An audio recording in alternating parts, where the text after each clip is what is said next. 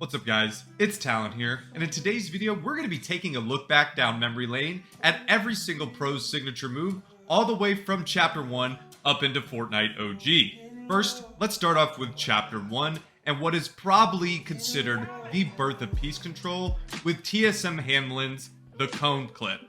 This clip, TSM Hamlins essentially invented piece control without knowing it. He is in a build battle with an opponent and cones that opponent off. But instead of taking advantage of his piece control like you would see in today's game, high ground was absolutely king, and he immediately went for that after getting that cone. Not a lot of people at the time knew the impact of this clip. However, since the birth of that clip, piece control has been the ever most important part of Fortnite since. And mentioning high ground, this would be a prime example of meta in Chapter 1 with our next pro. Number 2, the TFUE Cone. TFUE was a top pro in Chapter 1 who was a member of Ghost Gaming pretty much the entirety of the chapter. One of the most decorated competitive players of all time, essentially invented the first ever high ground retake that was protected. All you had to do this retake was essentially, after building your 2 ramps covering your head, is place 2 walls and a cone to protect your head as you're ramping up. This obviously was very important in Chapter 1, where high ground was essentially everything and build battles were the meta. Next up on this list in third, we have the EJ Dash. EJ was a member of Parallel at the time when creative building was at the pinnacle of Fortnite. These montages, doing these crazy creative retakes and inventing different creative clips was at the height of Fortnite in Chapter 1. And no one exemplified this better than EJ with his move, the EJ Dash. All you had to do to execute this move was make sure that you placed a ramp behind your back at the perfect time, and it would fling you forward a significant amount of distance. They nerfed this eventually, and the EJ Dash is no more, and was a big reason that led to his retirement, but you could see this application in the famous Pop a Bandage Zexro clip, as he actually attempted to do the EJ Dash twice, however messed up the timing, thus creating the massive 1 HP clutch that many Fortnite competitive fans know and love. Next up, in fourth, we have one of the most important moves ever invented for competitive Fortnite, and that belongs to the Metro Classic. The Metro Classic, or the ramp exploit, was created by Metro in Chapter 1 as an easy way to get into opponents' boxes and finish fights, and this move is consistently still used today. All you had to do to execute this move was either place a ramp or an edited cone in front of your opponent's box. Make sure you time the jump and pickaxe swing perfectly to exploit into your opponent's box and get a free elimination. This move has a lot of counters nowadays, however it is still a fantastic way to finish weak opponents when you're at health advantage. Next up at number 5, we have one of the best ever moves in my opinion ever created, the X8 Classic, or the ramp phase. To execute this move, all you had to simply do was go to the back of your box. Once your POV changed, you then could place a ramp and phase it, and either take your opponent's wall or edit a wall in any way and one pump your opponent. This move is incredibly useful for players on high ping, and is still unexpected a lot of the times to this day. However, at the time of its invention in Chapter 1, so many players had no idea what to do with it, and X8 absolutely dominated at the time with the creation of this move. In number 6, we have one of the most useful moves ever created for IGLs in competitive Fortnite in the Bizzle Tarp. The Bizzle Tarp, or the Snake Tarp, was created in Chapter 1 by pro player Bizzle and was a fantastic way to be protected in endgame when tarping around other opponents. In today's meta, however, since the mat cap has decreased significantly, this tarp is usually pretty expensive, and most people have opted to go to a straight tarp or even conservative tarp. However, it is incredibly fitting that one of the best IGLs of all time has a tarp named after him. Coming up in number 7, we have one of the easiest moves to execute. However, this move was incredibly crucial for the meta in Chapter 1, which was high ground, and that is the TFUE Classic. To execute this move, it was incredibly simple. Place a floor and then jump and shoot your opponent so you would have quick protection. Nowadays, this move has simply been modified to get rid of the jump since it makes you a lot less visible, but is a fantastic way to this day to still get damage on opponents while on high ground in endgame, just like it was back in Chapter 1. Next up in number 8, we have the Booger Ramp. The Booger Ramp was created as a way to retake high ground in the meta of Chapter 1, and it's no surprise that the World Cup champion had mastered this better than anyone else at the time.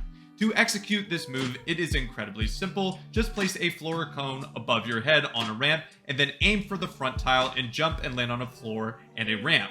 This move has been extremely variated between many players with infinite amount of combinations to add to this, but the base is always been credited with Booga. Next up in Chapter 1 at number 9, we have the either HardFi Cone or the Slight Cone. In Chapter 1, I would always see HardFi use this move, and all you had to do to execute it was place your crosshair just at the top of your wall to place a cone right in front of you where your opponent would be. Slight really brought a lot of attention to this move, and it somehow flew under the radar until he made various YouTube videos about it. However, myself was even executing this move in Season X, and HardFi had been doing it much sooner than before then. But I'm not exactly sure who got credit, so I'm giving it to both. And in number 10, for the last one in Chapter 1, how could anyone forget the Mongo Classic? The Mongo Classic by far is the most famous and polarizing move ever created in Fortnite history. This move has been tweaked and variated in so many different ways, even having a new variation where the back 3 tiles are edited left to right as opposed to back to front like the original. By far, this move is still in competitive Fortnite to this day, and it is still, in my opinion, one of the absolute most clean ways to finish a fight after hitting a 1 pump.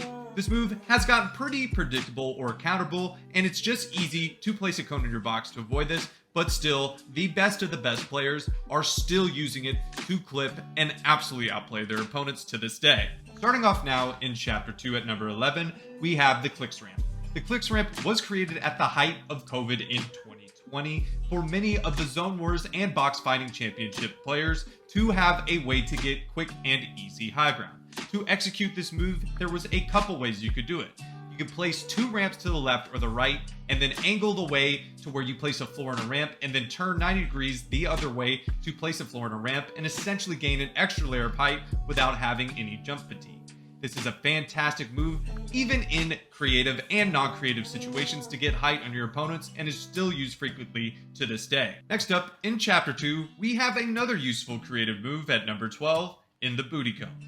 The Booty Cone was created by content creator Booty Clap KC, and this was initially used as a fantastic way of getting high ground of 1v1s. And competitive players quickly realized this was actually a great way to cone off your opponents without having to do very little with your crosshair. To simply execute this move is place a cone simply edited at the 1 tile and immediately place 1 or 2 cones to the left or right. This was a fantastic way to cut off your opponent and get the easy and quick high ground, and this move is still used today. Just take a look down below at EpicWell using it in this clip of his most recent YouTube video. Next up, at number 13, we have a move created by one of the most influential Fortnite content creators to ever play the game, and that is Martaz, and his move, the Martaz Ramp. To execute this move, it was a very specific situation. You would have to be in an opponent's box with a ramp overview. Instead of taking the ramp and placing down a cone that was standard, Martaz found out it was actually a little bit better to break the ramp and then place your own ramp behind your head. This would usually trap the opponent and yourself underneath the ramp, and the opponent 9 times out of 10 would be caught in build mode trying to hold the ramp, and you would get a free shot without having to worry whether or not you were going to phase in a cone or not. And this move, in my opinion, is still very valuable to this day. Next up, at number 14, we have a move from one of the best ever players in Chapter 2, and that is Mr. Benji Fishy, and the move, the Benji Classic. To execute this very difficult move, what you would have to do is rotate your ramps a certain way and wait for your opponent to edit out on you, and what it would do would essentially just be like Tetris and place the ramp perfectly over their peak. This would cause the opponent to essentially panic, and Benji most of the time would take the wall and 1-pump the opponent. This is incredibly difficult for controller players, and I personally never mastered it. However, Martaz, as previously mentioned, the king of fusing moves, still does this pretty frequently on opponents in all of his montages and clips. Next up, at number 15, we have a move created by one of the controller goats in EU and CRR in the CRR Classic. To execute this move, it was incredibly simple. all you had to do was essentially edit a floor in a diagonal fashion, and then make sure you were snug up against an opponent's wall, and then spray in with an SMG. This would usually cause the wall to be phaseable, and you could catch your opponents off guard with a pump shot, or just full commit in with the SMG when aim assist was overpowered. And it was no surprise that one of the most accurate ever controller players found a way to make this exploit work in his gameplay. Next up, at number 16, we have the Kylix Classic. This move, in my opinion, is by far the second most clean of all of the moves on this list. To execute this move, you simply need to be in a 1x1 and wait for an opponent to try and jump on your wall. As they do so, place a floor, edit it in a 3-tile fashion, and place a ramp on top of it, and hit a 1 pump or wait for the opponent to try and build, and since you own both pieces, they can't, and get a free elimination. This move, in my opinion, is one of the most challenging to execute, however, one of the most aesthetically pleasing. Next up, at 17, we have the Kanata Classic. This move was pretty easy to execute, however, it definitely would catch opponents off guard since the peak was so wide open. What Kanata would do was essentially edit a 7-tile structure and hide behind down low on the right hand peak and catch his opponents off guard. This move is a little bit dangerous if you have poor movement, however, it gives you a ton of visibility and should give you a great advantage on hitting your shots when making edits on your opponent. Next up, at 18, we have the Andrea Classic.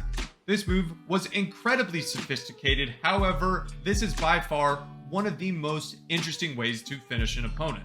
What you want to do is place a ramp in your opponent's box, edit a door, and then flip the ramp and phase it in mid-air.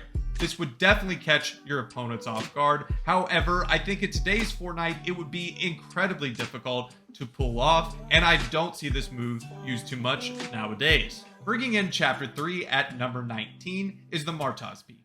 The Martaz Peak is one of the most popular moves in competitive Fortnite currently and is used by all Tier 1 professional players. To execute this move, all you have to be doing is double ramping and then place a floor, edit the back floor, jump, and try to hit a peak. And many players have incorporated editing the wall and all sorts of different variations like resetting the floor and then editing a window peak. This move will be incredibly popular since how protective it is and unexpected it is in current competitive Fortnite. And last but not least, at number 20, we have the G-Money Classic. The G-Money Classic is essentially a variation of a triple edit. A traditional triple edit is in front of you where you edit the floor, the cone, and the wall and continue to go forward. In this clip, all you need to do to execute the G-Money Classic is essentially still place the floor and the cone, but do a 180 turn, edit the floor, cone, and edit a wall and jump through and piece your opponent. This was created in Zone Wars, but has seen a ton of success even in competitive build fights in the Chapter 3 and Chapter 4 meta. Well guys, that is going to do it for today's video. I hope you guys enjoyed. If you did, please drop a like on this video, hit that subscribe button, and turn on post notifications. And I hope I'll be seeing you in the next one. Peace.